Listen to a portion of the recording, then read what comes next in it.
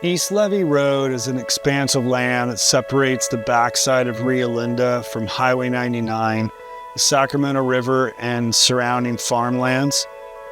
The road is really a true dividing line between the decayed side of post-war optimism and this incredible farmland with open views, very little obstructions other than the power grid infrastructure that cuts right through the middle of the levee.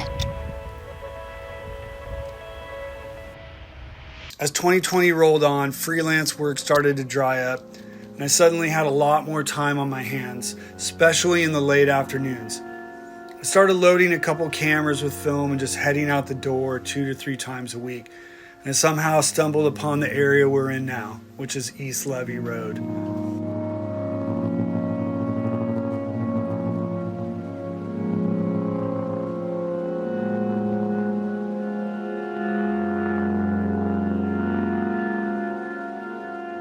So this area is kind of this electrical grid. There's kind of a big electrical substation here. And when I got started early on in 2020, this seemed to be a place I kept gravitating to. It kind of has a really unique vibe. There's the train tracks are running through. There's still a lot of active trains that run through here. There's these kind of wide expanses of electrical that's running out to all these farms and ranches that are here. It's kind of ironic. I spent so much time in this area, and many of the photos that I took in and around the electrical grid didn't actually make the book, but it still heavily influenced the vibe and the kind of feel of the overall project. And one of the photos that did make it in the book that's one of my favorites is this grain silo behind us that's kind of deactivated, defunct. It was kind of a late in the evening, on my way back, looping back home, and I stopped really quick at last light and snapped this picture and ended up making the book.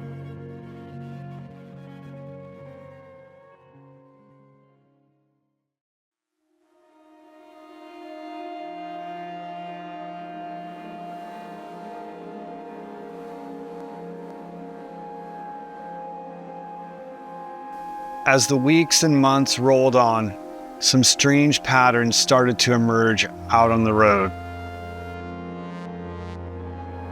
Various abandoned cars, RVs, rubbish piles, and just general trash would appear randomly at different pull-out points along the Levee Road. As day bled into night, these abandoned cars and RVs would miraculously change location while simultaneously being stripped down to the frame like some animal carcass. Yet this process was never visible during daylight hours. Which begs the question, what goes on at night out on East Levee Road?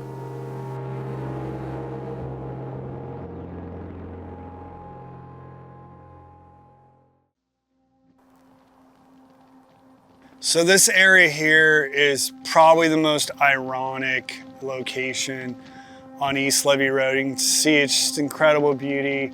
Rice fields out here in the fall. It's kind of a stopping point for migratory birds. And there's just thousands and thousands and thousands of birds out here. And it just couldn't be more beautiful. And then the juxtaposition is right across the street. Literally across the road is the biggest dumping ground of refuse, old cars, RVs. There's a homeless encampment that comes and goes. And it's just absolutely just amazing to see such a stark contrast between one side of the road and the other.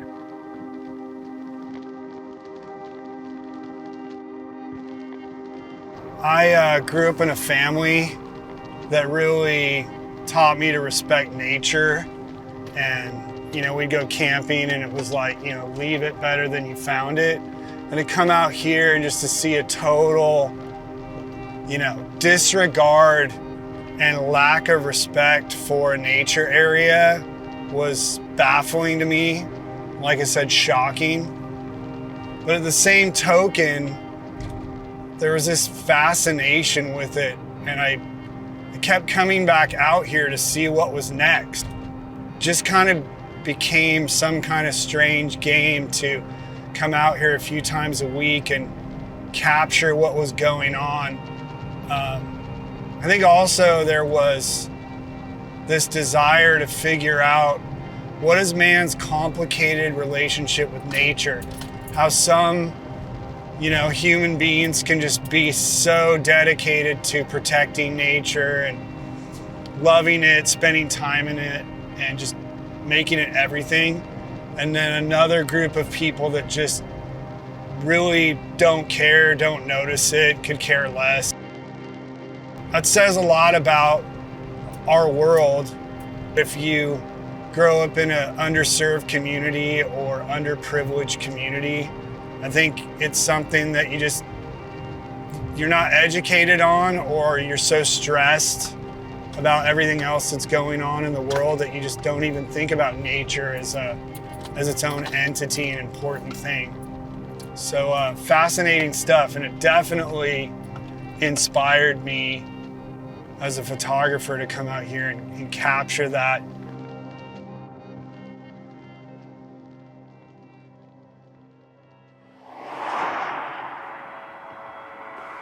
So fast forward to the summer of 2020, as I continued to photograph the surrounding area, I was getting a little bit more deliberate and particular about the images that I wanted to capture.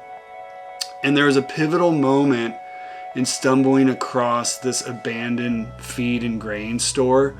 Super interesting spot. I'd driven past it several times, and one particular evening finally committed to stopping. I'd grown pretty accustomed over 2020 to just ignoring no trespassing signs. I hopped the fence with my camera. I just started taking the scene.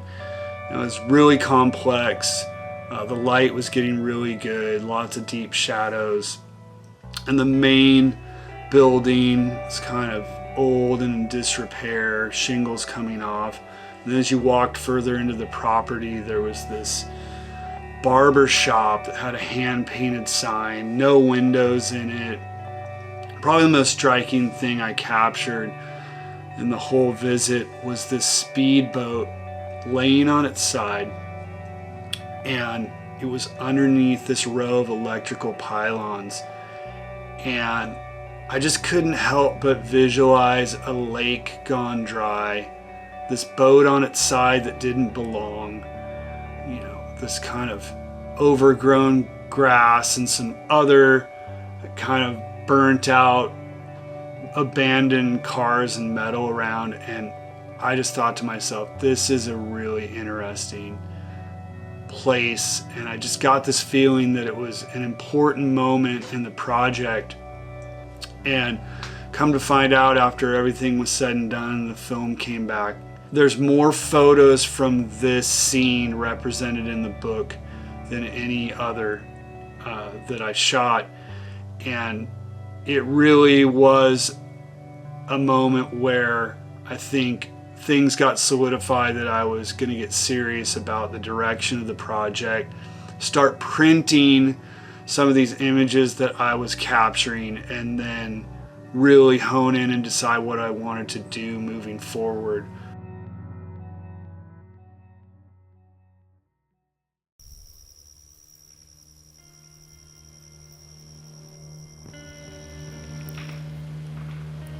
End of 2021, beginning of 2022, I felt like I had captured everything that I wanted to capture, everything that I needed to capture.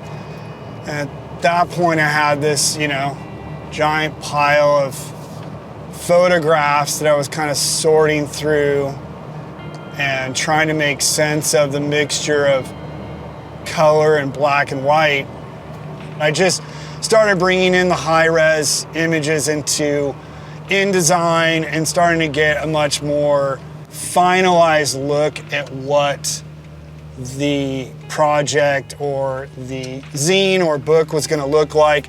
And so I sent off some test prints to Blurb, and that was eye-opening. It was great to see things come together, see things in more of a book perspective.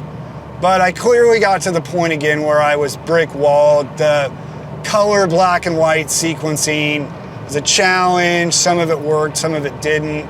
I just was like, man, what am I gonna do here? I need to wrap this up. And then by chance, I get an email sent to me from Fotofilmic about a workshop in Vancouver with Trespasser books and Matthew and Bryan. And I thought, well, here is maybe the solution. Get outside of this vacuum, get some other opinions, really take this thing and do the brutal work of whittling it down to the essence and get this book finalized and printed. So I submitted to the workshop and I was pleasantly surprised. It got back to me and I got accepted along with 11 other photographers.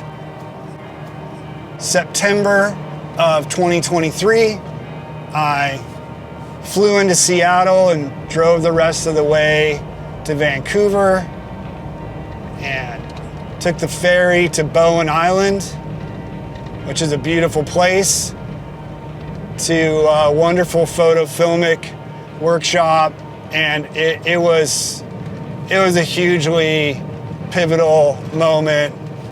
I really had a fantastic time. Spent the 7 days at the workshop, and Bryan immediately convinced me, color is out. These color images are not what it's about. Your black and white is much stronger. You need to regroup and sequence all of this as a black and white book. So we took the rest of my time there and cut up the maquettes and magazines that I'd brought and started laying out this new sequence with everybody's input. And it was super exciting. When I walked out of the workshop and traveled home, I had a very strong start to the new sequencing, and I was re-energized to get it done. So I worked through the better part of 2023 to get the book sequenced and done.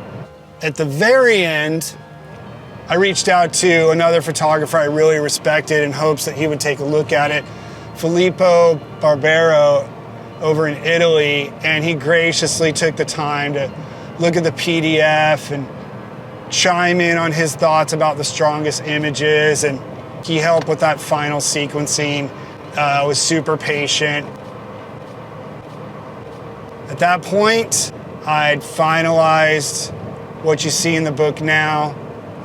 3.5 years of blood, sweat, and tears, putting in the work, trying to have a no compromise attitude at all points in time. I'm really excited to put it out into the world. I think ultimately the project really represents what it felt like out here during 2020 and 2021. It really was an eye-opener to examine man's relationship with nature. And also, you know, one thing in the book, you'll see it kind of starts off kind of more the raw, kind of ugly side of things, and we end up more farther down the road showing the beautiful nature and the resilience of nature and the beauty of nature, even in the face of things that are ugly, is phenomenal and will always fascinate me. I don't care what man does, nature will always win.